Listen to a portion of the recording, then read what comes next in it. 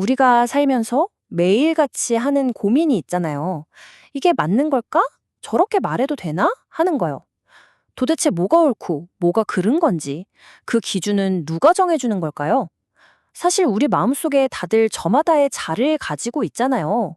근데 그 자는 대체 어디서 온 걸까요? 오늘은 바로 그 질문.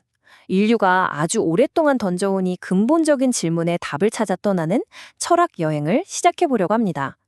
우리 마음속 옳고 그름은 어디서 시작됐을까? 함께 그 기원을 추적해 보시죠. 이 여정에서 우리의 길잡이가 되어줄 사람은 바로 19세기 독일 철학자 프란츠 브렌타노입니다. 그가 활동하던 시기에는요, 도덕이라는 건 결국 개인의 느낌이나 취향 문제 아냐? 하는 생각이 아주 널리 퍼져 있었어요.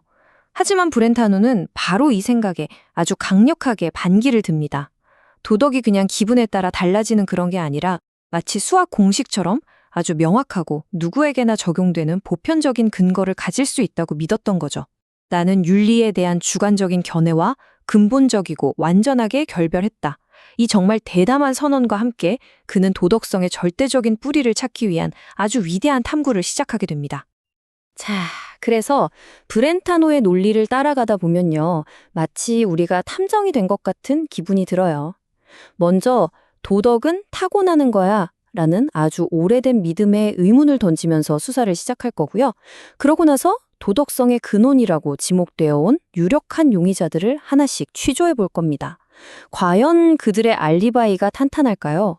그리고 마침내 브렌타노가 찾아낸 결정적인 단서, 올바름이라는 것의 정체를 파헤치고 이 발견이 어떤 새로운 길을 열어주는지 함께 따라가 보시죠. 네, 그럼 이제 본격적으로 브렌타노가 파고드는 질문의 가장 핵심적인 부분으로 들어가 보겠습니다. 과연 우리 윤리의 뿌리, 그 근원은 어디에 있는 걸까요? 모든 가능성을 열어두고 이 근본적인 문제에 대한 탐구를 시작합니다. 브렌타노는요, 기존의 철학자들이 내놓은 답들에 영 만족할 수가 없었어요. 마치 복잡하게 얽혀버린 실타래 같았거든요. 도덕에 대한 기존의 설명들은 뭔가 시원한 해답을 주지 못했죠. 그래서 그는 이 오래된 수수께끼를 풀려면 완전히 새로운 접근법이 필요하다고 생각했습니다. 그냥 바깥에 있는 규칙이나 사회적 관습을 분석하는 것만으로는 부족하다는 거죠. 그것보다 더 깊이 우리 마음이 어떻게 진리를 알아보고 판단하는지 그 과정을 심층적으로 분석해야만 비로소 도덕의 진짜 기원을 밝혀낼 수 있다고 믿었던 겁니다. 모든 위대한 탐구는요, 다들 당연하게 여기는 생각에 정말 그럴까? 하고 질문을 던지는 데서 시작하잖아요. 브렌타노도 마찬가지였습니다. 그는 먼저 아주 오랫동안 많은 사람들이 믿어봤던 생각, 즉 도덕은 태어날 때부터 우리 안에 있다는 이 믿음의 정면으로 의문을 제기합니다. 이게 참 놀라운 게 현대 뇌과학이나 심리학의 발견과도 어느 정도 통하는 지점이거든요. 그는 도덕성이 우리 유전자에 딱 새겨진 본성이 아니라는 것부터 차근차근 증명해 나가기 시작합니다. 그는 논의의 시작점으로 당시에 아주 저명한 법학자였던 루돌프 폰 예링의 견해에 동의하면서 이야기를 풀어갑니다. 핵심은 이거예요. 시대와 장소를 뛰어넘어서 모든 인류에게 똑같이 적용되는 보편적인 법이나 도덕 규칙 같은 건 사실상 존재하지 않는다는 거죠. 옛날 사람들이 이상적으로 생각했던 만민법 같은 건 사실 허구에 가깝다는 점을 짚으면서 도덕이 선천적인 게 아니라는 주장의 첫 단추를 채우는 겁니다. 자, 그렇다면 브렌타노는 무슨 근거로 도덕이 타고나는 게 아니라고 이렇게 자신 있게 말하는 걸까요? 그가 제시하는 증거들이 정말 흥미로운데요. 한번 들어보세요. 우선 인류학 연구를 보면 딱 답이 나온다는 거예요. 문화권마다 도덕관념이 정말 천차만별이잖아요. 어떤 곳에서는 영웅적인 행동이 다른 곳에서는 절대 해서는 안 될 금기이기도 하고요. 이게 만약 본성이라면 이럴 수가 없겠죠. 그리고 또 하나, 옛날 이야기를 한번 떠올려 보자는 겁니다. 그리스 신화만 봐도 신들이 막 질투하고 서로 속이고 복수하고 인간보다 더 비도덕적으로 행동할 때가 많잖아요? 그 시대 사람들의 생각이 신화에 반영된 거라면 지금 우리가 생각하는 그런 보편적인 도덕 기준 같은 건 없었다고 볼 수 있는 거죠. 법의 시작도 마찬가지예요. 처음부터 정의라는 숭고한 이념으로 법을 만든 게 아니라는 거죠. 오히려 눈에는 눈, 이에는 이처럼 끝없는 보복을 막기 위한 아주 현실적인 필요에서 시작됐다는 겁니다. 이 모든 걸 종합해보면 결론은 하나예요. 어떤 도덕 규범도 우리 유전자에 새겨져서 태어나는 건 없다는 거죠. 여기서 아주 중요한 지문이 생기죠. 도덕이 타고나는 게 아니라면 도대체 뭐가 도덕의 그 권위를 부여하는 걸까요? 왜 우리는 거짓말은 나빠 라고나 남을 돕는 건 옳아 라고 느끼는 걸까요? 브렌타노는 이 권위의 원천을 제재라고 부릅니다. 여기서 제재라는 건 어떤 행동의 정당성을 부여하는 근거를 말해요. 예를 들어 법이 힘을 갖는 건 국가라는 권위 때문이잖아요. 그럼 도덕적 명령은 도대체 어디서 그 힘을 얻느냐? 이 질문인 거죠. 지금부터 우리는 이 도덕적 제재의 유력한 용의자들을 하나씩 신문대에 올려보겠습니다. 자, 첫 번째 용의자입니다. 바로 습관의 힘이죠. 어쩌면 도덕이라는 건 그냥 오랫동안 반복된 행동이 만들어낸 아주 강력한 습관이나 충동 같은 게 아닐까요? 예를 들면 이런 거예요. 처음에는 칭찬받으려고 남을 돕기 시작했는데 그게 계속 반복되다 보니까 나중에는 칭찬이 없어도 그냥 자연스럽게 그리고 아주 강력하게 돕고 싶어지는 거죠. 즉, 어떤 행동에 대한 강한 끌림이나 충동, 그 자체가 바로 도덕의 정체라는 주장입니다. 하지만 이 비교를 보면 습관 이론의 치명적인 약점이 바로 드러납니다. 왜냐하면 이런 강력한 끌림이라는 건 선한 행동뿐만 아니라 악한 행동의 동기가 되기도 하거든요. 악행도 정말 무서운 습관이 될 수 있으니까요. 돈에 대한 집착이 병적으로 심해진 구두쇠를 한번 생각해 보세요. 그는 돈을 모으기 위해서라면 어떤 나쁜 짓이라도 할 수 있습니다. 그의 행동도 분명 돈을 향한 아주 강력한 끌림과 열정에서 나온 거지만 우린 그걸 보고 도덕적이라고 하진 않잖아요. 습관의 힘이 그의 행동에 정당성을 주지는 못하는 거죠. 그래서 여기서 내릴 수 있는 결론은 아주 명확합니다. 습관은 우리를 행동하게 만드는 강력한 힘일 수는 있어요. 하지만 그 행동이 왜 옳은지를 보증해주는 권위, 즉 제재가 될 수는 없다는 겁니다. 힘과 권위는 전혀 다른 문제인 거죠. 자, 이렇게 첫 번째 용의자는 혐의를 벗었습니다. 좋습니다. 그럼 두 번째 용의자를 만나볼까요? 어쩌면 도덕이란 우리 바깥에 있는 어떤 절대적인 권위, 예를 들면 사회의 법이나 신의 명령 같은 것에서 오는 게 아닐까요?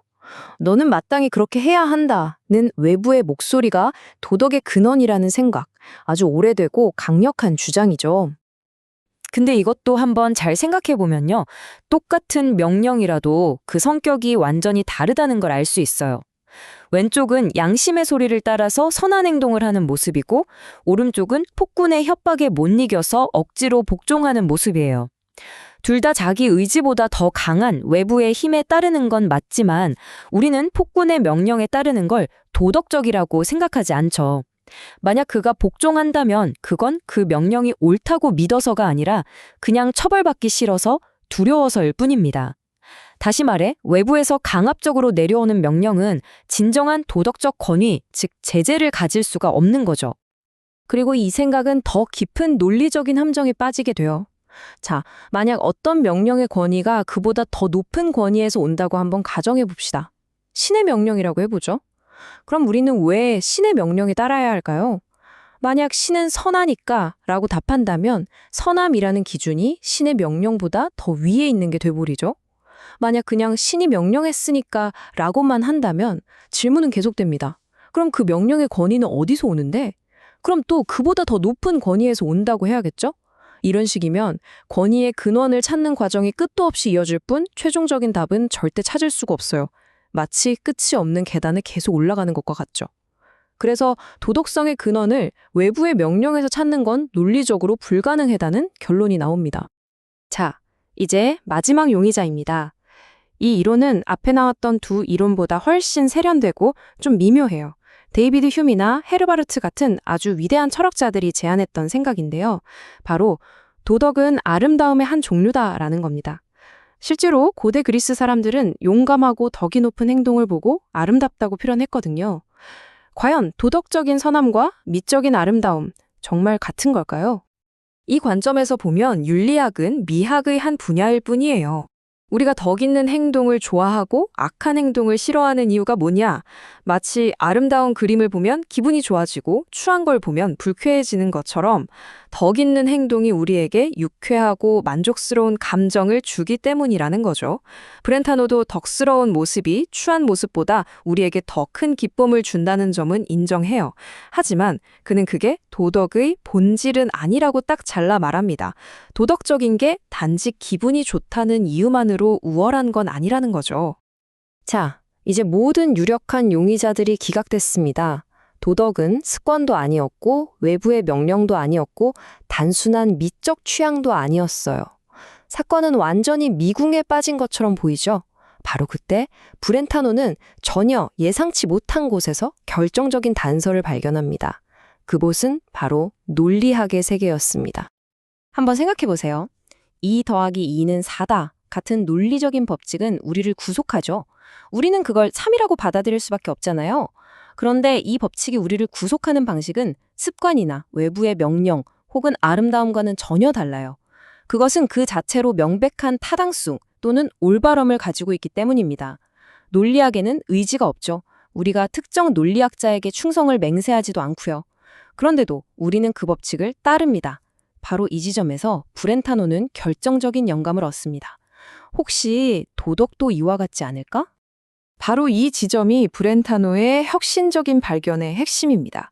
그는 도덕적 우월성이 미학적 우월성이 아니라 논리적 우월성과 같다고 주장합니다. 이게 무슨 말이냐면요. 편견으로 가득 찬 억지 주장보다 명백한 증거에 기반한 논리적인 판단이 더 낫다 또는 더 우월하다고 우리가 확신하잖아요. 그것처럼 비도덕적인 의지보다 도덕적인 의지가 본질적으로 더 낫다 또는 더 올바르다는 겁니다. 물론 편견이나 논리적인 오류를 보면 좀 추하게 느껴지긴 하죠. 하지만 그렇다고 해서 논리학이 미학의 한 종류가 되는 건 아니잖아요. 바로 그 이치입니다. 도덕은 취향의 문제가 아니라 진실이냐 거짓이냐 하는 진위의 문제라는 거죠. 이것이 바로 브렌타노가 마침내 찾아낸 진정한 제재, 즉 도덕성의 근원입니다. 어떤 행동이 도덕적인 이유는 그게 우리 기분을 좋게 만들거나 누군가 시켜서이거나 아름답게 보이기 때문이 아니라는 겁니다. 그것은 마치 잘 짜인 수학 공식처럼 그 자체로 내재적인 올바름을 지니고 있기 때문이라는 거죠. 그리고 이 올바름을 알아보고 그것을 따르려는 의지, 그것이야말로 진짜 윤리적인 동기이고 도덕 법칙에 영원한 타당성을 부여하는 힘의 원천이라는 겁니다. 드디어 브렌타노가 도덕성의 진짜 근원을 밝혀냈습니다. 그런데 이 위대한 발견은 동시에 또 다른 엄청나게 큰 질문의 문을 활짝 열어버립니다. 어쩌면 이전의 철학자들이 제대로 답하지 못했던 더 근본적인 질문이라고 할 수 있죠.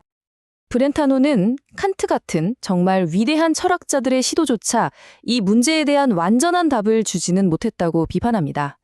특히 그 유명한 칸트의 정언명령, 내 행동 규칙이 모두에게 적용되는 보편적인 법칙이 될 수 있도록 행동하라는 그 명령 말이죠.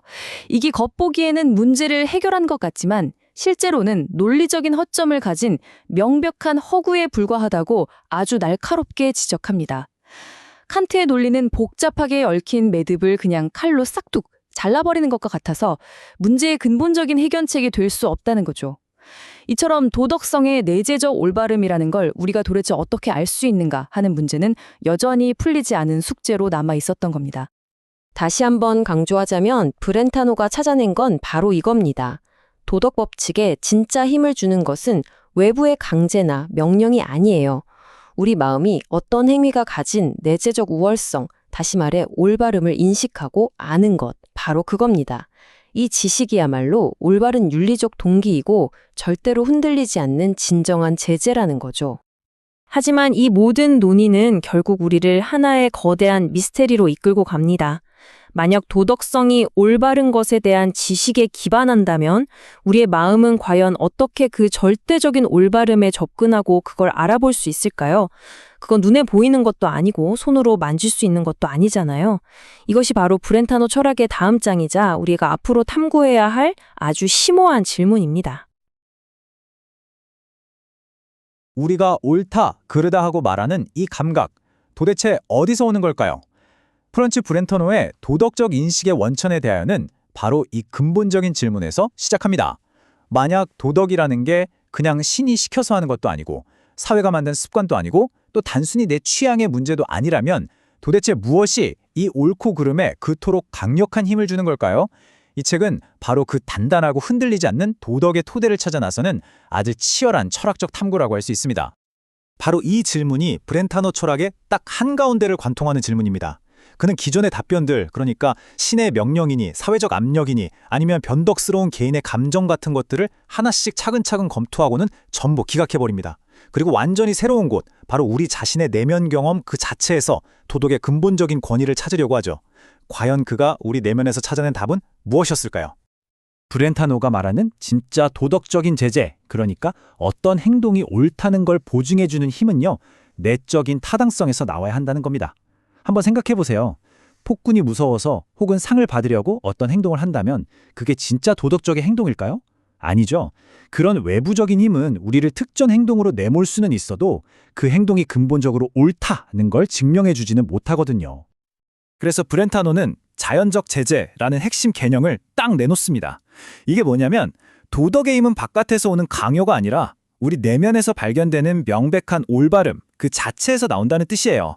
이게 정말 놀라운 생각인데요. 마치 우리가 1 더하기 1은 2라는 걸 누가 시켜서 하는 게 아니잖아요. 그냥 그게 맞다는 걸 알죠. 브렌타노는 도덕도 그렇다는 거예요. 그 자체로 빛나는 내재적인 권위를 가지고 있다는 겁니다.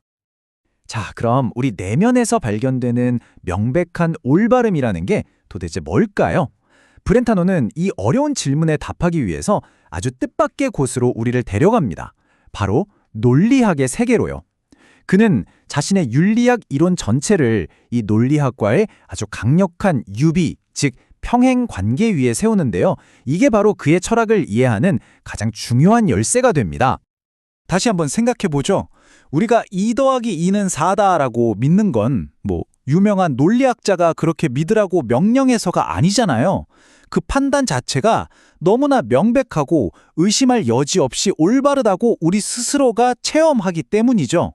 진실에 대한 통찰은 바로 이렇게 우리 내면에서 자발적으로 그리고 필연적으로 일어나는 겁니다. 바로 이게 논리적인 진실을 딱 마주했을 때 우리가 느끼는 그 확실함의 감각입니다. 이건 내 개인적인 의견이나 기분에 따른 게 아니죠. 그 판단의 구조 자체에 대한 명료한 통찰에서 오는 거예요. 자, 그렇다면 말이죠. 만약에 이런 종류의 명백함을 도덕의 영역에서도, 그러니까 좋고 나쁨의 영역에서도 발견할 수 있다면 어떻게 될까요? 바로 여기서 브렌타노의 그야말로 혁명적인 주장이 터져나옵니다. 그는 우리의 감정이라는 게 그냥 제멋대로 날뛰는 혼란스러운 욕망 덩어리가 아니라고 말해요. 논리적인 판단에 명백한 올바름이 있듯이 우리의 감정 속에도 무엇이 진짜 선한 것인지를 알아볼 수 있는 더 높은 차원의 올바른 느낌이라는 게 존재한다는 겁니다. 이 표가 바로 브렌타노 윤리학의 설계도라고 할 수 있습니다. 보세요. 왼쪽의 논리학이 올바른 판단을 통해서 참의 세계를 다루죠? 그렇다면 오른쪽의 윤리학은 놀랍게도 올바른 감정을 통해서 선의 세계를 다룬다는 겁니다. 이건 정말 어마어마한 주장이에요. 우리가 흔히 사실의 문제, 참과 가치의 문제, 선은 완전히 다른 거라고 생각하는데 브렌타노는 아니라고 말하는 거죠. 둘 다 똑같이 내적인 명증성이라는 구조를 통해 파악될 수 있다는 뜻이니까요. 자, 이 놀라운 주장을 제대로 이해하려면 먼저 브렌타노가 우리 마음을 어떻게 그렸는지 그 마음의 지도부터 펼쳐봐야 합니다. 그는 우리의 모든 정신활동이 딱 3가지 근본적인 기능으로 나뉜다고 봤어요. 그리고 이 심리학적인 분류가 바로 그의 윤리학 이론 전체를 떠받치는 단단한 기둥이 됩니다. 첫 번째 기능은 표상입니다. 이건 그냥 머릿속에 뭔가를 떠올리는 거예요. 그게 좋다, 나쁘다, 진짜다, 가짜다 이런 판단을 하기 전에 아주 순수한 상태, 그냥 사과라는 이미지를 떠올리는 것, 슬픔이라는 감정의 개념을 생각하는 것, 혹은 정의라는 추상적인 개념을 마음에 그려보는 것, 그 정신적인 내용물 자체가 바로 표상입니다. 두 번째 기능은 판단입니다. 이제 머릿속에 떠올린 그 표상에 대해서 이건 맞아, 혹은 아니야, 틀렸어 하고 입장을 정하는 단계죠. 저기 나무가 있네 라고 긍정하거나 유니콘은 세상에 없어 라고 부정하는 행위, 바로 여기가 우리가 아까 얘기했던 논리학의 무대입니다. 그리고 마지막 세 번째가 바로 감정입니다. 여기서는 표상에 대해서 좋아 아니면 싫어 하고 태도를 정하는 거죠. 나무를 보면서 아, 정말 아름답다 하고 좋아하거나 어떤 비겁한 행동에 대해서는 혐오감을 느끼는 것처럼요. 단순한 쾌감부터 아주 숭고한 사랑까지 이 모든 감정의 스펙트럼이 바로 브렌타노 윤리학의 핵심 무대가 되는 겁니다.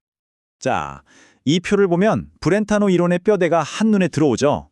판단의 영역에 참, 거짓이라는 올바름의 기준이 적용되는 것처럼 브렌타노의 핵심 주장은 바로 이거예요. 감정의 영역에도 그에 딱 맞는 선, 악이라는 객관적인 기준이 존재한다는 것.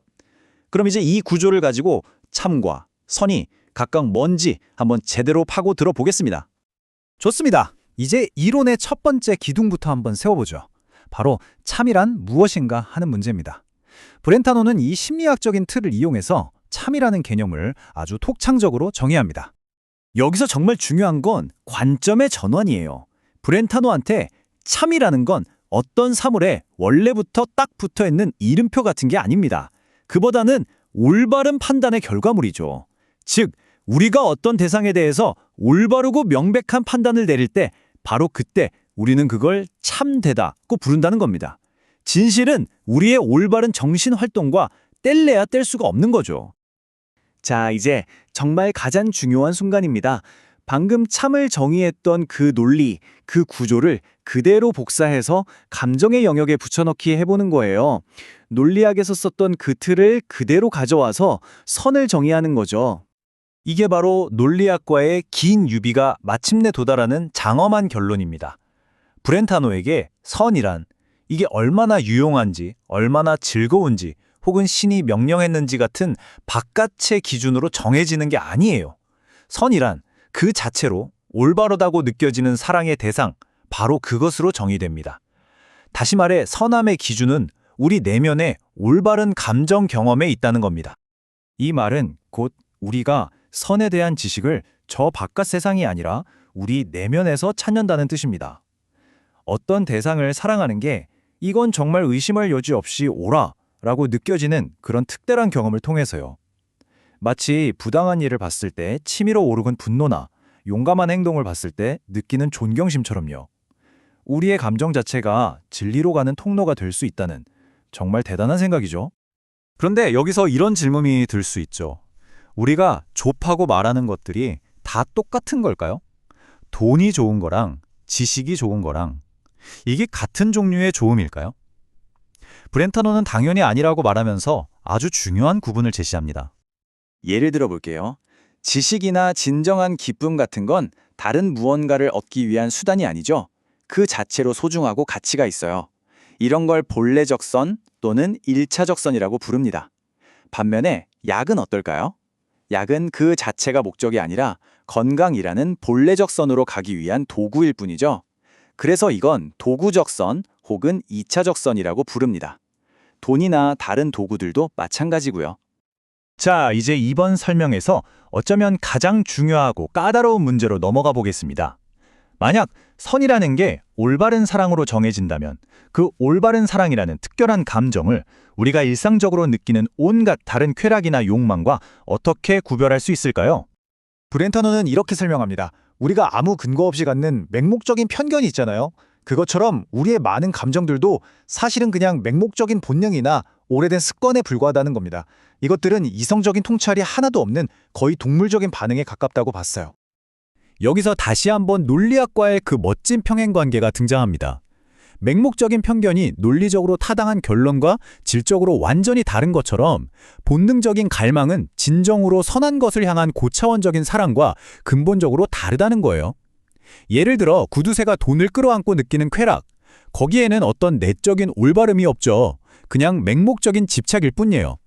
하지만 누군가의 용기 있는 행동을 보면서 느끼는 존경심, 그 안에는 이것이야말로 마땅히 존경받아야 한다는 자명한 느낌이 함께 들어있다는 겁니다. 사실 이건 아주 오래된 통찰이기도 해요. 브렌타노는 아리스토텔레스의 말을 빌려와서 이걸 설명합니다. 우리 마음속에서 이성과 저급한 욕구가 충돌하는 경험 다들 해보셨죠? 브렌타노에게 도덕적 갈등이란 바로 이런 겁니다. 우리의 맹목적이고 저급한 욕구와 이성과 조화를 이루면서 그 자체로 올바르다고 경험되는 고차원적인 감정 사이의 싸움인 거죠. 자, 그럼 우리는 마침내 맨 처음 던졌던 질문으로 돌아왔습니다. 도덕의 권위는 어디에서 오는가? 브렌타노의 대답은 명쾌합니다. 도덕은 흔들리지 않는 자연적 제재를 갖는다. 왜냐? 우리 인간에게는 지식, 기쁨, 덕 같은 것들을 향해서 이건 자명하게 올바라라 라고 느끼는 그런 특별한 사랑을 경험할 수 있는 고차원적인 능력이 있기 때문이다. 도덕성의 단단한 반석은 바로 이 능력 안에 있다는 겁니다. 이렇게 해서 우리는 브렌타노 윤리학의 기본 토대와 중심 기둥을 세워봤습니다. 선이란 올바른 사랑의 대상이다. 아주 명쾌하죠? 하지만 여기서 또 다른 더 복잡한 질문들이 꼬리를 물고 이어집니다. 만약 선한 것들이 여러 개 있다면 그 중에서 무엇이 더 선한 것인지는 어떻게 알 수 있을까요? 그리고 우리가 인생을 걸고 추구해야 할 궁극적인 목표, 즉 최고선은 과연 무엇일까요? 이 질문의 답을 찾아가는 여정이 바로 도덕적 삶의 진정한 과제이고 우리가 다음에 함께 탐구해 볼 내용입니다. 여러분, 우리가 이건 옳고 저건 그르다라고 말할 때 그 판단의 기준은 대체 어디서 오는 걸까요? 이 질문이야말로 아마 인류가 스스로에게 던져온 가장 오래되고 또 가장 근본적인 질문일 겁니다. 프란치 브렌타노의 이 책은요, 바로 이 거대한 질문의 답을 찾아가는 아주 흥미로운 지적 여정으로 우리를 안내합니다. 이번 시간에는 단순히 이래라 저래라 하는 도덕 규칙들을 나열하는 걸 넘어서서요, 그 판단을 가능하게 만드는 우리 내면의 목소리, 그러니까 도덕적 지식 그 자체의 원천은 과연 무엇인지, 우리 마음속 내면의 나침반이 어떻게 작동하는지를 함께 깊이 파헤쳐 보겠습니다. 자, 그럼 오늘 우리가 함께 떠날 여정의 지도를 한번 살펴볼까요? 우리는 먼저 진정한 도덕적 기준이란 게 과연 뭘까? 이 질문에서부터 출발해서요, 그 기준이 놀랍게도 우리의 감정과 어떻게 연결되는지 살펴볼 겁니다.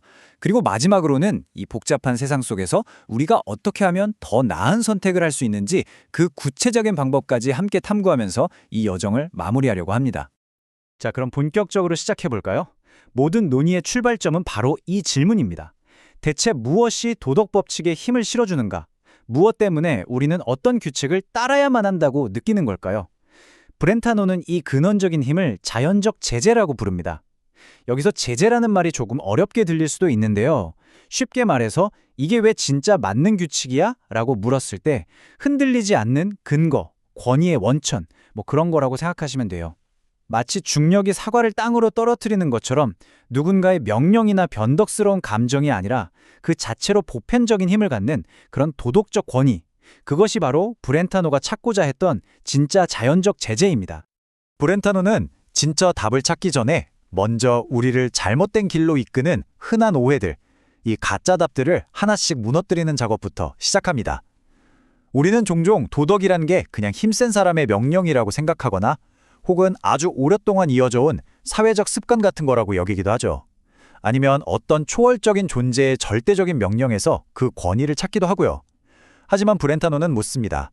과연 그것들이 정말로 도덕의 단단한 기반이 될 수 있을까요?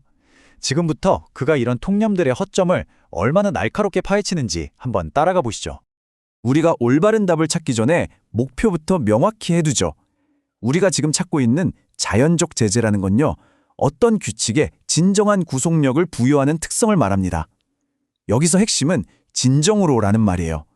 이건 누가 이게 규칙이니까 그냥 따라 라고 임의로 정해서 생기는 그런 권위가 아닙니다. 마치 중력의 법칙처럼요. 뉴턴이 발견하기 전부터 이미 세상에 존재했던 것처럼 인간의 의지나 사회적 합의와는 상관없이 사물의 본성 그 자체에 깊이 뿌리 내리고 있는 그 자체로 타당한 어떤 것이어야만 합니다. 역사 속에서 수많은 사상가들이 도덕이 어디서 오는지에 대해 정말 다양한 답을 내놨어요. 화면에 보시는 것처럼 어떤 강렬한 충동이나 습관에서 온다거나 신이나 국가 같은 강력한 존재의 명령 때문이라거나 천국에 가고 싶고 지옥은 피하고 싶은 마음 혹은 선한 행동을 보면 느껴지는 어떤 아름다움 같은 것들이 그 예시죠. 하지만 브렌타노는 이 모든 것들이 결정적인 한계를 가지고 있다고 딱 잘라 말합니다. 이런 것들이 도덕적인 행동의 현상을 설명할 수는 있어도 도덕의 진짜 근원이 될 수는 없다는 거죠. 과연 그 결정적인 한계는 뭘까요? 지금부터 하나씩 그 이유를 자세히 뜯어보겠습니다. 첫 번째 함정은 바로 강제성을 타당성과 착각하는 겁니다. 단지 어떤 행동을 해야 한다는 아주 강한 충동을 느낀다고 해서 그게 도덕적으로 옳다고 말할 수는 없다는 거죠. 예를 들어볼까요? 시험 전날인데 미친 듯이 게임이 하고 싶어요. 이 충동 엄청 강하죠? 그렇다고 우리가 지금 게임을 하는 게 옳은 일이야 라고 말하진 않잖아요. 브렌타노가 든 구두쇠의 예는 더 명확합니다. 구두쇠한테는 돈을 모으는 게 숨 쉬는 것처럼 당연하고 강렬한 충동이겠지만 그 누구도 그 강박적인 행동이 도덕적으로 옳다고 말하지는 않죠. 즉, 하고 싶다는 느낌과 해야 한다는 당위는 완전히 다른 차원의 문제라는 겁니다. 두 번째 우리는 훨씬 더 심각한 문제를 안고 있습니다.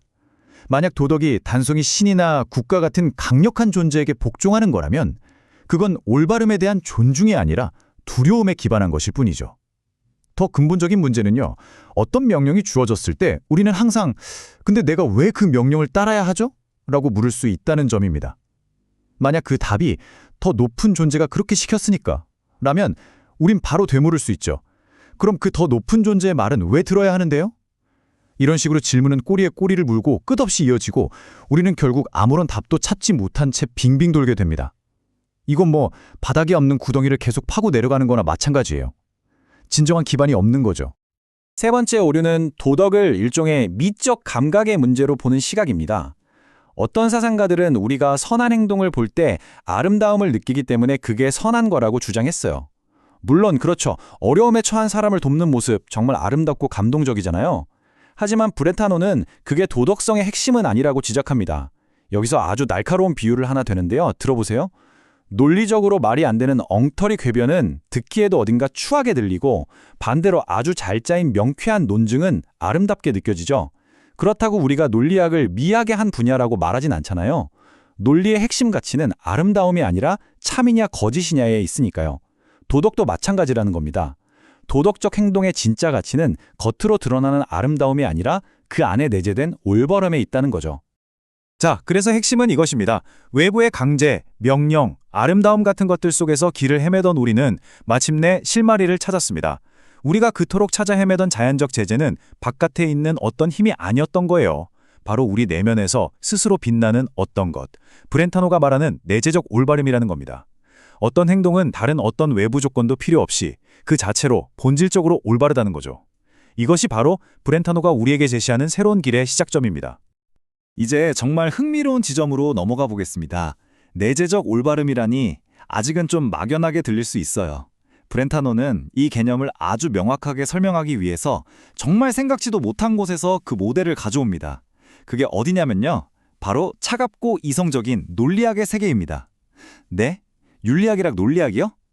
뜨거운 감정의 영역과 차가운 이성의 영역, 전혀 관련 없어 보이는 이 두 분야가 과연 어떻게 연결될 수 있을까요? 한번 비교를 해보죠. 이 화면의 왼쪽은 판단의 영역, 즉 논리학의 세계입니다. 여기서 우리의 관심사는 참이냐 거짓이냐죠.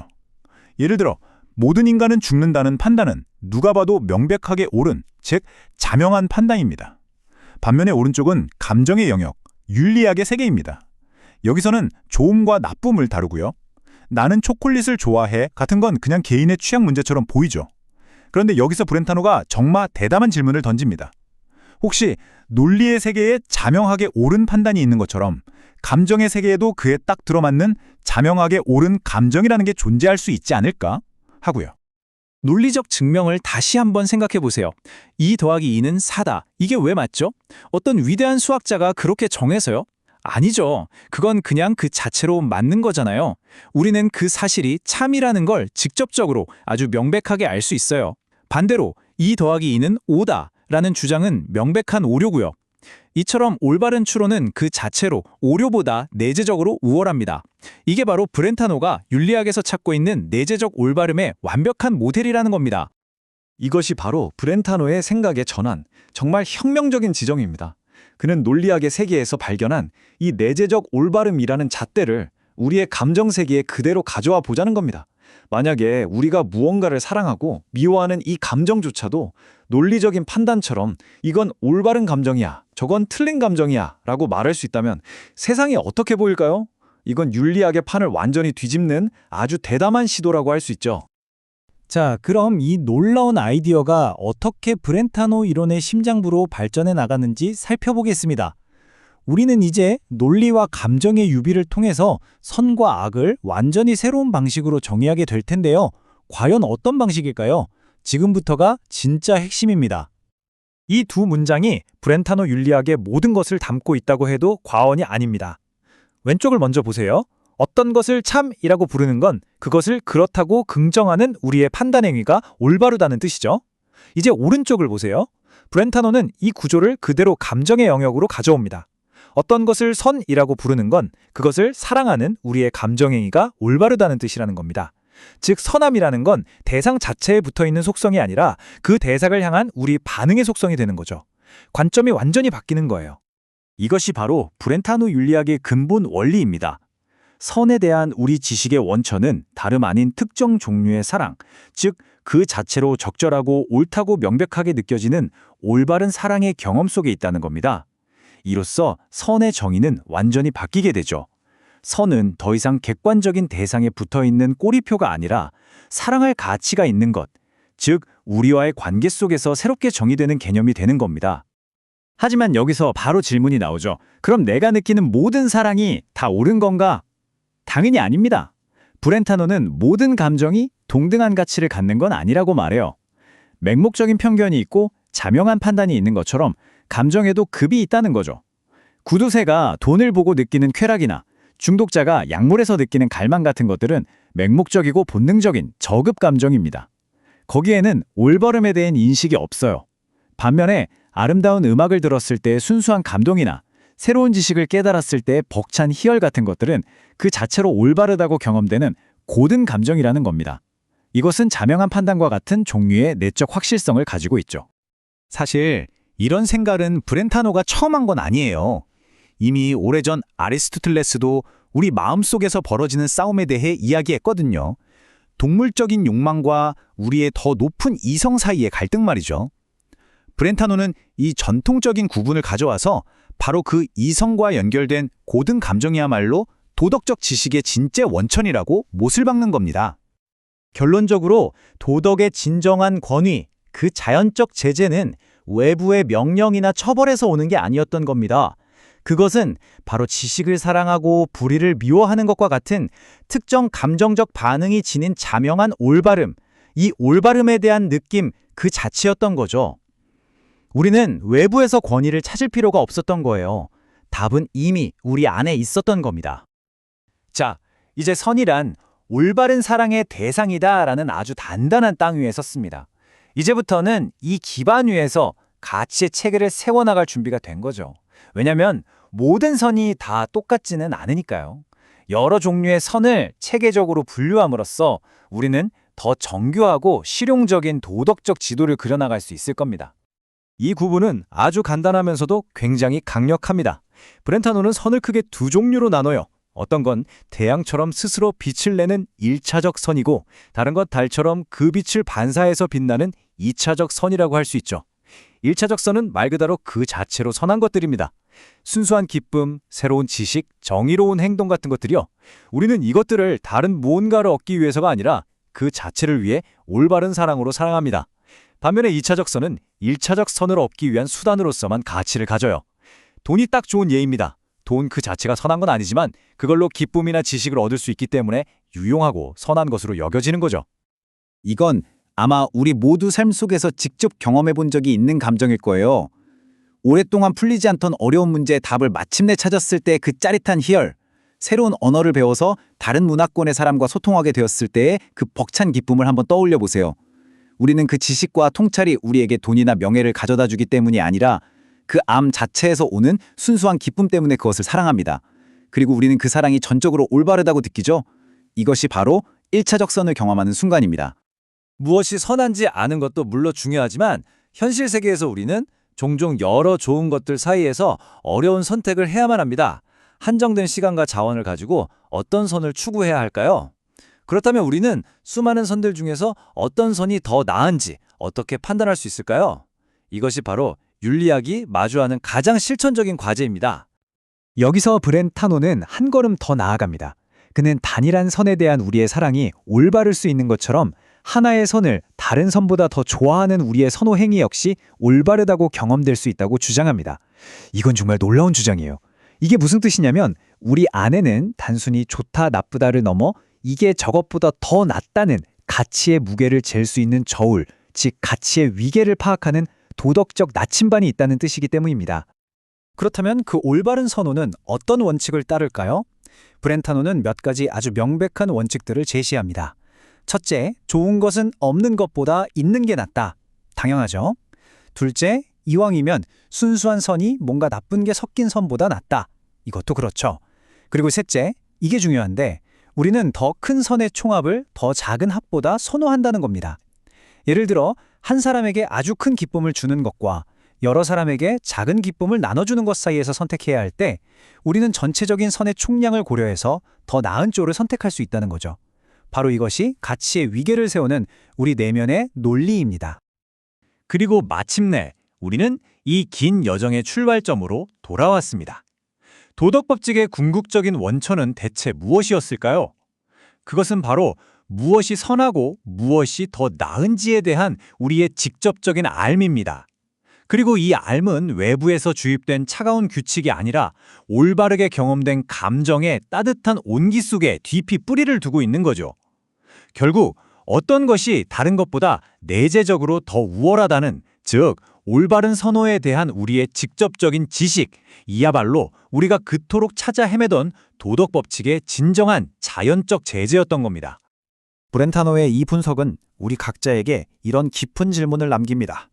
만약 윤리학의 핵심이 올바른 감정적 나침반을 발견하고 또 잘 가꾸는 것에 있다면 우리 삶에서 가장 중요한 도덕적 과업은 과연 무엇일까요? 수많은 규칙을 암기하고 따르는 것일까요?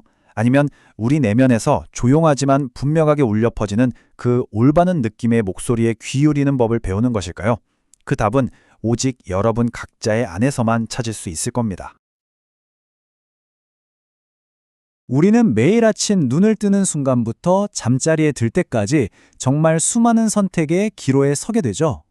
어떤 게 더 좋은 선택일까? 지금 내가 하는 일이 과연 옳은 일일까? 하고 끊임없이 고민합니다. 그런데요, 혹시 이런 질문 한번 진지하게 던져본 적 있으신가요? 이 세상에 좋은 것들이 이렇게나 많은데 그 중에서 가장 좋은 것, 최고의 선은 과연 뭘까? 내 인생 전체를 이끌어갈 단 하나의 궁극적인 목표, 이른바 최고선은 어떻게 찾을 수 있을까 하는 질문 말이에요. 오늘 우리는 프란치 브렌타노의 깊은 사유가 담긴 이 책을 통해서요, 바로 그 근본적인 질문의 답을 함께 찾아가는 여정을 떠나보려고 합니다. 단순히 이것도 좋고 저것도 좋다고 늘어놓는 데서 그치는 게 아니라 우리 삶의 방향키가 되어줄 단 하나의 최고선을 어떻게 발견하고 또 어떻게 추구해야 하는지에 대한 아주 놀라운 통찰을 얻게 되실 겁니다. 오늘 우리가 함께 탐험할 여정의 지도입니다. 먼저 우리 행동의 최종 목적지인 최고 실천선이라는 게 도대체 뭔지 그 의미부터 명확하게 짚고 넘어갈 거예요. 그리고 여러 좋은 것들 사이에서 뭘 골라야 할지 막막할 때 더 나은 것을 선택하게 해주는 기준, 바로 총합의 원리에 대해서 아주 자세히 알아볼 겁니다. 이어서 정말 흥미로운 질문 하나를 던져볼 텐데요. 어떻게 철학책 한 권 읽어보지 않은 옛날 사람들이 그렇게나 올바른 도덕적 판단을 내릴 수 있었을까? 그 보편적 도덕성의 수수께끼를 파헤쳐보고요. 그 뒤에 숨어있는 우리 마음의 놀라운 작동 방식, 무의식적 추론의 비밀을 함께 풀어볼 겁니다. 마지막으로는 이 모든 내면의 원리가 어떻게 사회 전체의 규칙인 실정법에 튼튼한 토대가 되고 더 나아가 인류 전체가 어두운 밤을 지나 빛을 향해 나아가는 거대한 도덕적 여정을 이끌었는지 살펴보면서 이야기를 마무리하겠습니다. 자, 좋습니다. 그럼 첫 번째 질문부터 바로 시작해보죠. 우리 삶의 궁극적인 목표, 최종 목적지는 과연 무엇일까요? 물론 건강도 좋고 지식을 쌓는 것도 좋고 행복을 느끼는 것도 다 좋은 일이죠. 하지만 이 모든 선한 것들을 한 방향으로 이끌어줄 단 하나의 최고선을 정해야 한다면 그건 과연 무엇이 되어야 할까요? 바로 이 질문이 모든 실천 윤리학의 심장부에 놓여 있는 가장 중요하면서도 가장 어려운 질문이라고 할 수 있습니다. 네, 바로 이겁니다. 이것이 브렌타노가 우리에게 던지는 핵심적인 도전이죠. 좋은 것들이 여러 개 있을 때 우리는 대체 뭘 기준으로 우선순위를 정해야 할까요? 한번 구체적으로 상상해 볼까요? 정말 오랫동안 못 만났던 소중한 친구와 만나서 즐거운 시간을 보내는 것, 이거 분명히 선이죠. 좋은 일입니다. 그런데 바로 다음 날 내 인생에 아주 중요한 영향을 미칠 시험이 있어요. 그래서 밤새워 공부해야 하는 것, 이것도 역시 선입니다. 이 두 가지 소중한 선이 정면으로 부딪혔을 때 우리는 과연 무엇을 더 궁극적인 목표로 삼고 선택해야 할까요?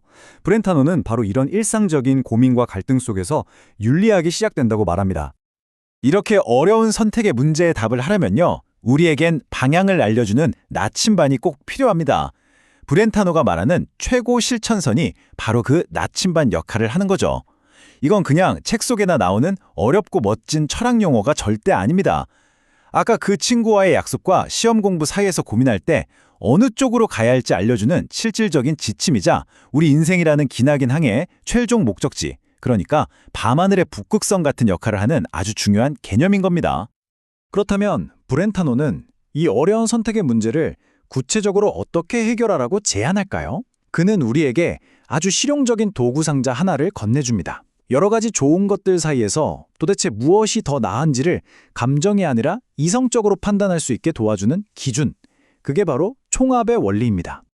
이 총합의 원리는요, 브렌타노의 실천 윤리학 전체를 떠받치는 가장 핵심적인 기둥이라고 할 수 있습니다. 왜냐하면 어떤 걸 다른 것보다 더 선호해야 하는지에 대한 명확하고 논리적인 기준을 제시해 주거든요. 만약에 이 원리가 없다면 우리의 도덕적 선택은 그저 그냥 내 기분이 그래서? 혹은 왠지 이게 더 끌리는데? 와 같은 아주 임의적이고 주관적인 변명에 불과하게 될지도 모릅니다.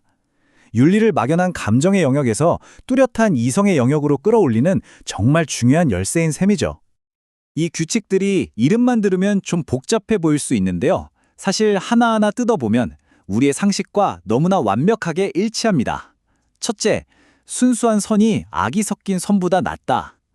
정말 맛있는 피자가 있는데 그 위에 내가 정말 싫어하는 재료가 딱 하나 올라가 있어요. 당연히 그 재료가 없는 쪽을 선택하겠죠. 둘째, 선과 악의 결합이 순수한 악보다 낫다.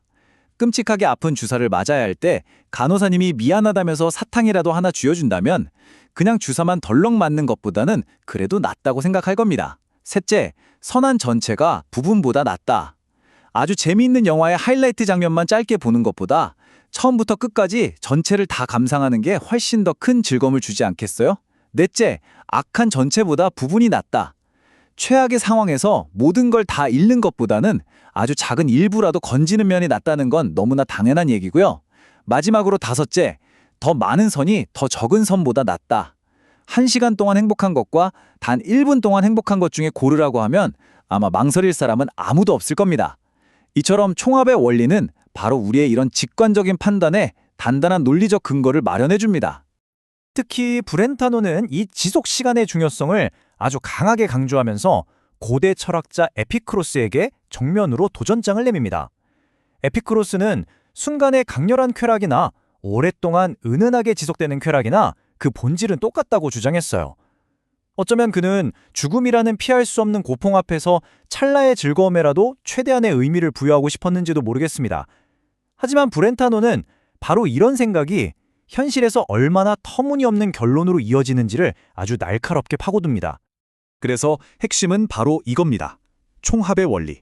즉, 선의 양과 지속시간을 고려하는 걸 받아들이면 우리는 아주 상식적인 결론에 도달하게 됩니다. 하지만 그걸 거부하고 지속시간은 중요하지 않다고 말하는 순간 정말 끔찍한 부조리가 발생해요. 1시간 동안의 극심한 고통이 눈 깜짝할 사이의 고통과 다를 바가 없다면 대체 우리가 왜 병을 빨리 치료하려고 애를 쓰고 감옥의 형량을 단 하루라도 줄이려고 그토록 노력하겠습니까? 결국 이 원리는 단순히 철학자들의 탁상공론이 아니라 우리의 법률, 의료, 그리고 모든 일상적인 판단의 가장 밑바탕을 이루는 정말로 실질적인 원리라는 겁니다. 자, 그런데 말이죠. 여기서 아주 흥미로운, 어쩌면 거대한 수수께끼 하나가 등장합니다. 방금 우리가 살펴본 것처럼 윤리적인 선택을 위한 원칙들은 사실 꽤나 복잡하고 철학적인 논리를 필요로 하잖아요. 그렇다면 대체 어떻게 수천 년의 역사 동안 이런 철학을 단 한 번도 배워본 적 없는 평범한 사람들이 대부분 올바른 도덕적 판단을 내리고 살아올 수 있었던 걸까요? 브렌타노는 바로 이 불가사의한 현상을 정확하게 짚어냅니다. 아니, 어떻게 대중들의 보편적인 도덕적 상식이 수많은 위대한 철학자들의 풍생을 바쳐서 탐구하고 논쟁해서 얻어낸 그 심오한 진리와 이렇게나 놀라울 정도로 딱 들어맞을 수 있었을까요? 이건 마치 어려운 수학 공식을 하나도 배우지 않았는데 시험 문제의 정답을 척척 맞히는 것과 같은 거의 기적처럼 보이는 일이죠. 이 질문은 우리에게 기존의 통념을 한번 뒤집어 보라고 요구하고 있습니다. 어쩌면 도덕적 진리라는 것이 반드시 똑똑한 철학자들이 책상에 앉아서 복잡한 추론을 통해서만 발견할 수 있는 그런 종류의 것이 아닐지도 모른다는 거죠. 그렇다면 혹시 우리 마음속에 우리가 평소에 전혀 의식하지 못하는 어떤 다른 종류의 메커니즘이 작동하고 있었던 건 아닐까요? 이 거대한 수수께끼에 대한 브렌타노의 답은 마법이나 기적이 아닙니다. 바로 우리 안에 이미 내장되어 있는 무의식적 추론이라는 놀라운 능력 덕분이라는 거죠.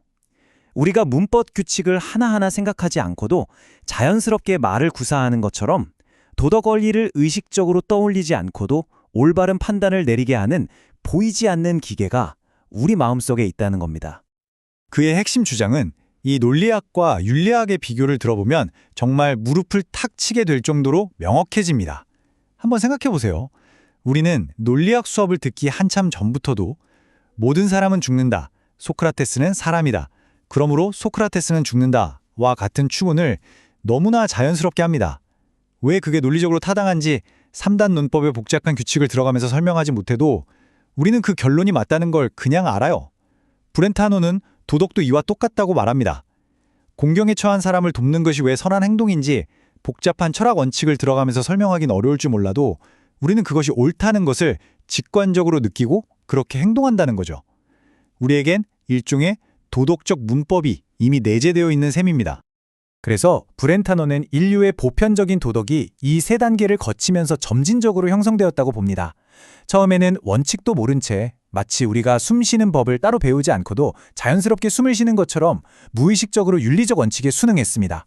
그러다가 다음 단계로 사회적인 관습과 훈련을 통해서 충동적인 욕망을 제어하고 함께 협동하는 법을 배우면서 도덕적인 행동을 하기 좋은 성향, 말하자면 도덕적 근육을 길렀던 거죠.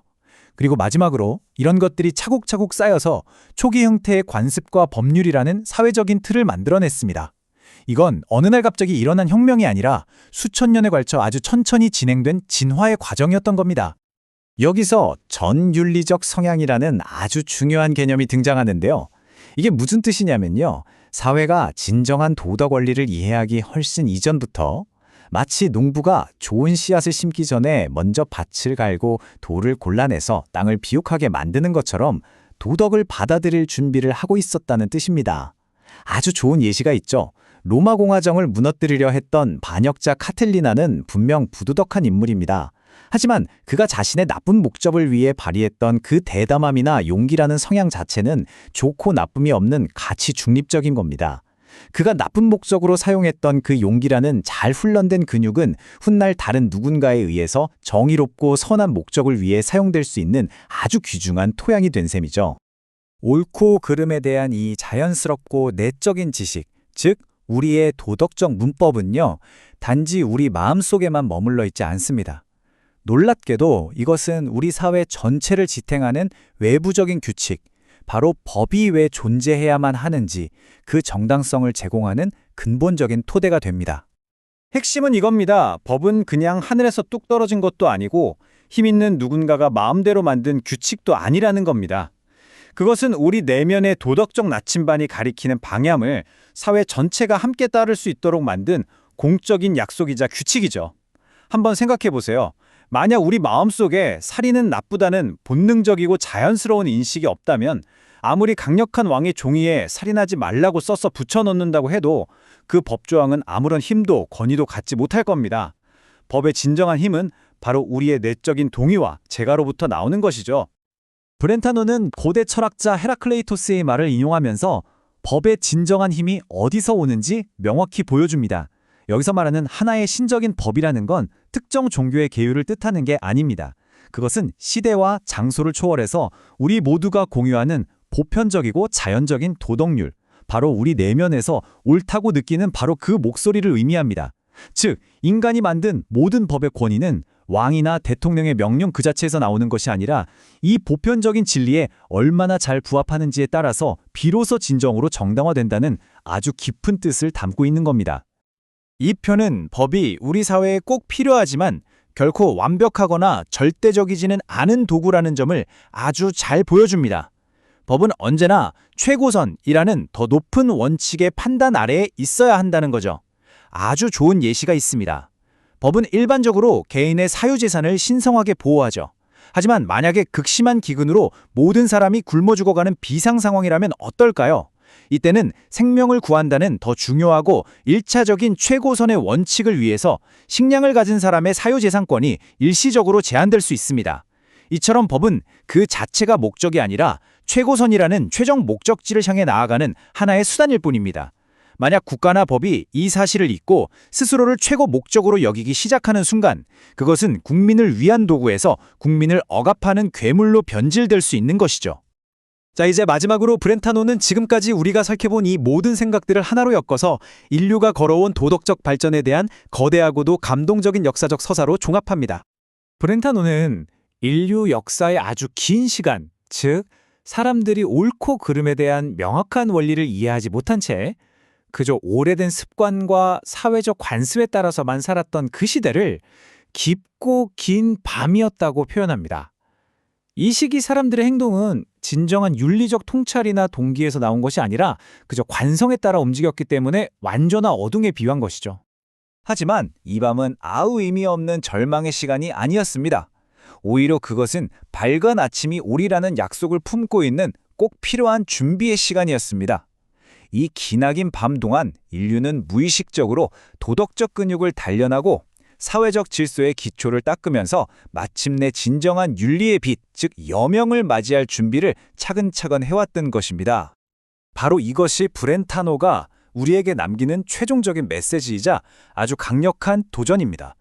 그는 인류의 도덕적 여정이 이미 완성되었다고 말하지 않습니다.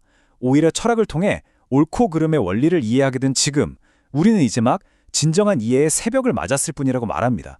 눈부시게 환한 대낮, 즉 진정한 윤리적 동기가 우리 모두의 삶을 이끄는 그런 시대는 우리가 앞으로 스스로의 노력과 투쟁을 통해 직접 쟁취해야 할 미래라는 것입니다.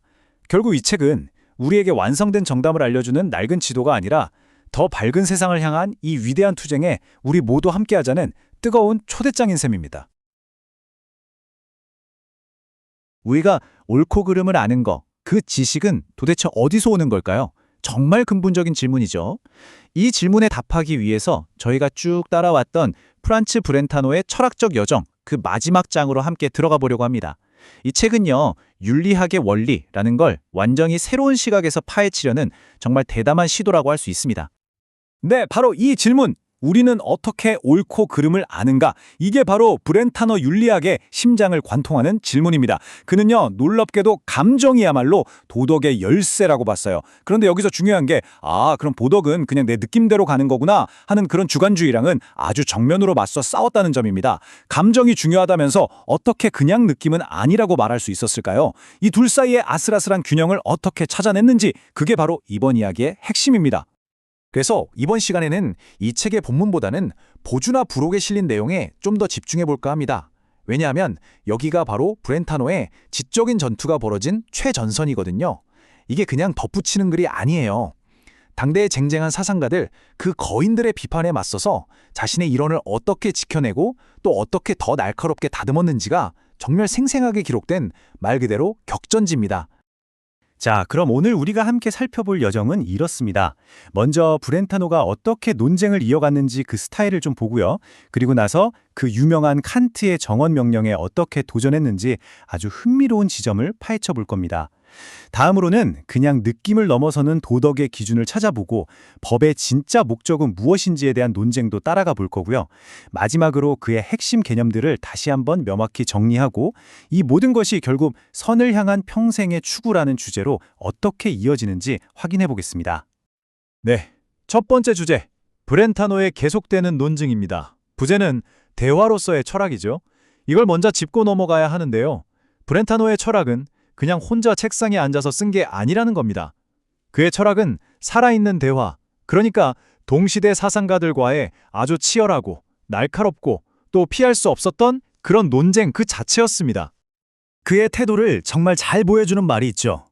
나는 종종 솔직하게 말해왔지만 나의 반대자들에게 진심으로 확신시키건대 나 또한 그들이 똑같이 해주기를 바란다. 이 말에서 뭐가 느껴지시나요? 이건 그냥 내 말이 맞으니까 들어가 아니죠. 진리를 찾기 위해서라면 얼마든지 솔직하고 엄격한 토론을 하자는 겁니다. 그래서 그는 자신을 공격한 사람들에게 정말 가차없이 가장 날카로운 비판을 던져요.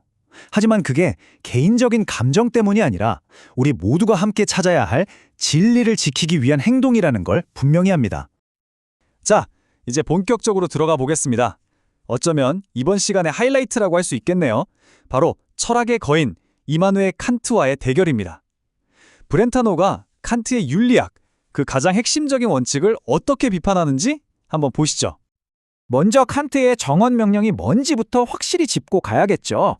당신이 동시에 그것이 보편적인 자연 법칙이 되기를 의욕할 수 있는 준칙에 따라서만 행위하라. 말이 좀 어렵죠? 쉽게 풀어서 말하면 이런 거예요. 내가 지금 하려는 이 행동, 이 원칙이 만약 세상 모든 사람들이 따르는 자연 법칙이 된다고 상상해봐. 그래도 세상이 문제없이 돌아갈까?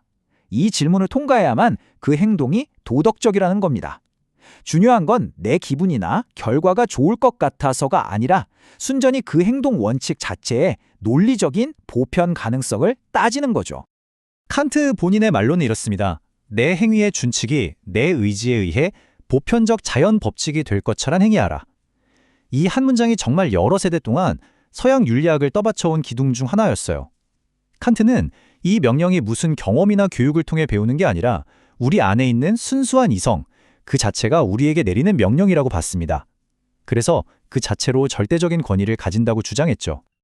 자, 그런데 정말 이게 현실 세계에서 믿고 따를 만한 지침이 될 수 있을까요? 브렌타노는 단호하게 아니라고 말합니다. 신뢰할 수 없는 건 둘째치고 이걸 따르다 보면 말도 안 되는 결론에 이르게 된다는 거예요. 그래서 이걸 명백한 허구라고까지 불렀습니다. 마치 칸트가 인리학의 아주 어려운 문제를 해결한 척했지만 사실은 알렉산더 대왕이 복잡한 매듭을 그냥 칼로 싹둑 잘라버린 것처럼 문제를 제대로 푼 게 아니라 그냥 회피한 거라고 본 거죠. 칸트가 자신의 논리를 설명하기 위해 즐겨 썼던 예시를 한번 볼게요. 바로 예금의 예시입니다. 자, 이런 상황을 가정해보죠. 어떤 사람이 저한테 영수증도 없이 돈을 맡겼어요. 이걸 제가 그냥 꿀꺽해도 될까요? 칸트의 정언 명령에 따라 생각해봅시다. 날의 준칙, 영수증이 없으면 맡겨진 예금을 내 것으로 하겠다. 자, 이걸 보편적인 법칙으로 만들어 봐요. 세상 모든 사람들이 영수증 없으면 남의 돈을 떼먹는 세상이 된 거죠. 그럼 어떤 일이 벌어질까요? 그렇죠. 아무도 영수증 없이는 절대로 남에게 돈을 맡기지 않게 될 겁니다. 그럼 어떻게 되죠? 제가 떼먹을 예금 자체가 아예 사라져버려요. 그러니까 제가 세웠던 떼먹겠다는 법칙이 스스로를 파괴해버리는 논리적 모순에 빠지는 겁니다. 그래서 칸트는 이 준칙은 비도덕적이다 라고 결론 내립니다. 여기까지는 그럴듯하죠? 자, 그런데 여기서 브렌타노가 정말 기가 막힌 반격을 합니다. 칸트의 논리를 그대로 가져와서 되받아치는 거예요. 이번엔 뇌물의 예시를 봅시다. 저의 준칙은 이렇습니다. 나는 절대로 뇌물을 받지 않겠다. 아주 도덕적인 준칙이죠? 자, 이걸 칸트식으로 보편화시켜 봅시다. 세상 모든 사람들이 절대로 뇌물을 받지 않는 세상이 됐어요? 그럼 어떤 일이 일어날까요? 아무도 더 이상 뇌물을 주려고 시도조차 하지 않겠죠? 뇌물이라는 개념 자체가 사라질 겁니다. 자, 그럼 칸트의 논리를 다시 적용해 볼까요? 제가 거절할 뇌물이 없어졌네요? 그럼 뇌물을 받지 않겠다는 이 법칙이 적용될 사례가 사라졌으니까 이 법칙도 스스로를 무효화하는 셈이 되네요? 그럼 이 도덕적인 준칙이 비도덕적이라는 결론이 나옵니다. 말이 되나요? 이게 바로 브렌타노가 지적한 칸트 논리의 치명적인 허점입니다. 그러니까 브렌타노의 결론은 아주 명쾌합니다. 어떤 법칙이 성공적으로 적용돼서 그 법칙이 금지하는 행동 자체가 사라져버렸다면 그건 그 법칙이 스스로를 무효화한 게 아니라는 겁니다. 오히려 그건 그 법칙이 대성공을 거둔 거죠. 성공적인 법이라는 건 바로 그런 거잖아요. 사람들의 행동을 바꿔서 문제가 되는 상황 자체를 없애는 것, 자멸하는 게 아니라요. 칸트의 논리는 성공과 실패를 완전히 거꾸로 보고 있었던 겁니다. 자, 이렇게 칸트의 순수한 이성에 기반한 윤리학이 흔들리는 걸 봤습니다. 그럼 반대편으로 가볼까요? 도덕은 그냥 개인의 주관적인 느낌일 뿐이다라는 생각은 어떨까요? 브렌타노는 이건 역시 단호하게 거부합니다. 앞서 말했듯이 그는 감정이 중요하다고 봤지만 그렇다고 해서 도덕이 그냥 내 느낌으로 전락하는 건 절대 용납할 수 없었던 거죠. 브렌타노가 싸우려고 했던 상대가 바로 이 윤리적 주관주의입니다. 이게 뭐냐면 도덕적인 진리라는 건 보편적인 게 아니라는 생각이에요. 그냥 개인이나 문화의 감정, 태도에 따라 상대적이라는 거죠. 그러니까 객관적으로 선한 것은 없고 그냥 나한테 좋게 느껴지는 것만 있다는 겁니다. 내가 좋으면 좋은 거고 네가 좋으면 좋은 거고 절대적인 기준은 없다는 거죠. 이 주관주의를 넘어서기 위해 브렌타노가 제시한 비유가 정말 탁월합니다. 그는 판단의 영역, 즉 진리의 영역과 감정의 영역, 즉 선의 영역이 놀랍도록 똑같은 구조를 가지고 있다고 봤어요. 자, 판단의 영역을 한번 보죠. 우리가 아무 근거 없이 그냥 믿는 맹목적인 믿음, 즉 편견이 있죠. 이것과 대비되는 게 뭡니까? 아, 이건 정말 명백하게 사실이구나 하고 깨닫는 명증적 통찰이죠. 2+2는 4 같은 거요. 이건 누가 가르쳐주지 않아도 그 자체로 명백하게 참이잖아요. 브렌타노는 감정의 영역도 똑같다고 말합니다. 그냥 아무 이유 없이 끌리는 본능적인 경향, 즉 단순한 느낌이 있어요. 하지만 이것과 질적으로 다른 이 사랑은 정말 올바른 거야 라고 경험되는 올바른 사랑이 있다는 겁니다. 바로 이 올바른 사랑으로 사랑할 수 있는 대상, 그것이 바로 선한 것이라는 거죠. 편견과 통찰이 다르듯 단순한 느낌과 올바른 느낌은 완전히 다른 차원의 것이라는 게 브렌타노의 핵심 주장입니다. 이걸 좀 더 자세히 나눠볼게요. 두 종류의 느낌이 있다는 겁니다. 첫째는 하위 유형. 이건 본능적이거나 그냥 습관적으로 생기는 경향이에요. 예를 들어 돈에 집착하는 구두쇠가 돈을 쌓아두면서 느끼는 기쁨 같은 거요. 이건 그저 맹목적인 쾌락일 뿐이죠. 하지만 둘째로 상위 유형의 느낌이 있습니다. 이건 그냥 느껴지는 게 아니라 그 느낌 자체가 올바르다고 경험되는 감정이에요. 이건 단순한 느낌을 넘어서 명백한 판단과 마찬가지로 선에 대한 일종의 통찰이라는 겁니다. 예를 들어 진리 자체를 사랑하거나 용기 있는 행동에 감탄하는 마음 같은 것들이죠. 이건 그냥 기분 좋다와는 차원이 다른 그 자체로 올바르다고 느껴지는 감정입니다. 사실 이런 생각은 브렌타노가 처음 한 게 아니에요. 그는 고대 철학의 거장 아리스토텔레스를 끌어옵니다. 아리스토텔레스도 이미 욕구들이 서로 충돌하는 경우가 때때로 발생한다. 이것은 이성과 하위 욕구들이 대립할 때 일어난다 라고 말했거든요. 우리 마음속에서 더 높은 차원의 동기와 낮은 차원의 욕구가 서로 싸운다는 생각은 아주 오래전부터 있었다는 거죠. 이 말은 곧 우리 내면에는 단순한 쾌락 추구를 넘어서는 더 고귀하고 올바른 것을 향한 동기가 분명히 존재한다는 걸 보여줍니다. 자, 그럼 이런 윤리적 통찰이 좀 더 구체적인 현실, 바로 법의 영역에서는 어떻게 적용될까요? 이걸 알아보기 위해 브렌타노와 당대의 아주 저명한 법학자였던 루돌프 폰 예링 사이의 논쟁을 따라가 보겠습니다. 이 논쟁은 결국 법은 무엇을 위해 존재하는가라는 아주 근본적인 질문으로 이어집니다. 흥미롭게도 브렌타노는 예링과 논쟁을 시작하기 전에 먼저 동의하는 부분부터 짚고 넘어갑니다. 일단 둘 다 모든 민족에게 똑같이 적용되는 태어날 때부터 주어진 그런 자연법 같은 건 없다는 데 동의해요. 법이라는 건 하늘에서 뚝 떨어진 게 아니라 각 사회의 역사와 문화 속에서 만들어진 산물이라는 거죠. 또 아주 옛날 원시사회의 법체계는 지금 우리가 생각하는 그런 도덕적인 감정과는 상관없이 생겨났다는 점도 인정합니다. 일단 공통분모를 확인하고 논쟁을 시작하는 거죠. 자, 그럼 여기서부터 의견이 갈립니다. 근본적인 질문은 이거죠. 무엇이 법과 도덕에 그 권위를 부여하는가? 다시 말해 우리가 왜 법과 도덕을 따라야만 하는가? 그 근본적인 힘, 브렌타노의 용어로는 자연적 제재는 도대체 어디서 오는 걸까요?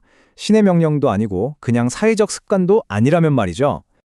브렌타노는 여기서 흔히들 말하는 잘못된 대답들을 하나씩 격파해 나갑니다. 첫째, 강제력이 제재다? 아니죠. 나쁜 습관이나 악덕도 엄청난 강제력을 가질 수 있지만 그게 옳다는 뜻은 아니잖아요. 둘째, 외부의 강력한 의지, 예를 들어 신이나 국가의 명령이 제재다? 이것도 아닙니다.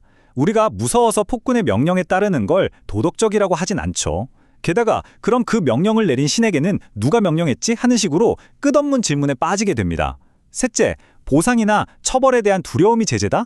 이것도 그냥 외부적인 동기일 뿐이에요. 그 행동 자체가 옳다는 내적인 확신과는 거리가 멀죠. 그럼 진짜 제재는 뭘까요? 브렌타노는 다시 자신의 핵심 아이디어로 돌아옵니다. 진정한 제재는 바로 내재적 올바름 그 자체라는 겁니다. 이게 무슨 말이냐면 논리학의 법칙이 왜 옳으냐고 물을 필요가 없는 것처럼 어떤 도덕적 행위는 그 자체로 그냥 올바르다는 거예요. 명백한 증거에 기반한 판단이 편견보다 그 자체로 우월하잖아요? 그것과 똑같습니다. 도덕적인 의지는 비도덕적인 의지보다 그냥 그 자체로 더 나은 겁니다. 이 우월함이 바로 도덕의 권위, 즉 자연적 제재의 근원이라는 거죠. 브렌타노는 예링이 허수아비 공격의 오류를 범하고 있다고 날카롭게 지적합니다. 이건 상대방의 주장을 왜곡해서 공격하기 쉬운 허수아비처럼 만들어 놓고 그걸 쓰러뜨린 다음에 자지가 이겼다고 주장하는 논리적 오류거든요.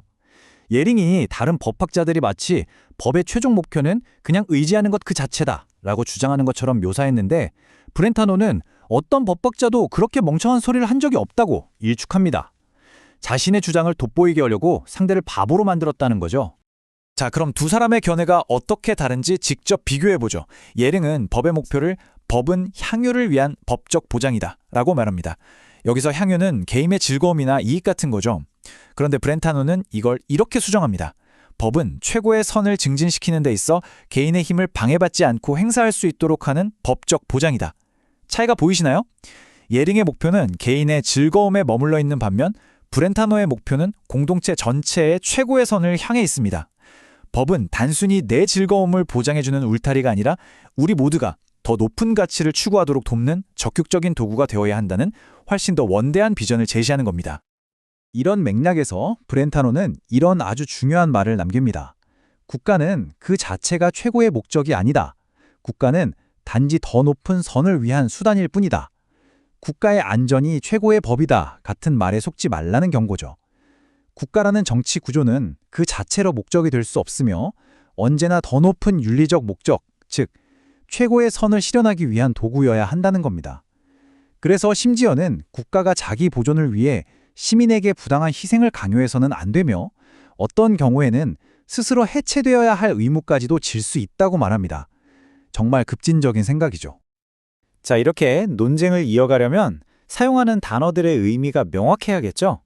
그래서 브렌타노는 자신의 철학적 도구 상자에 있는 핵심 개념들을 아주 날카롭게 다듬고 정교화하는 작업을 합니다.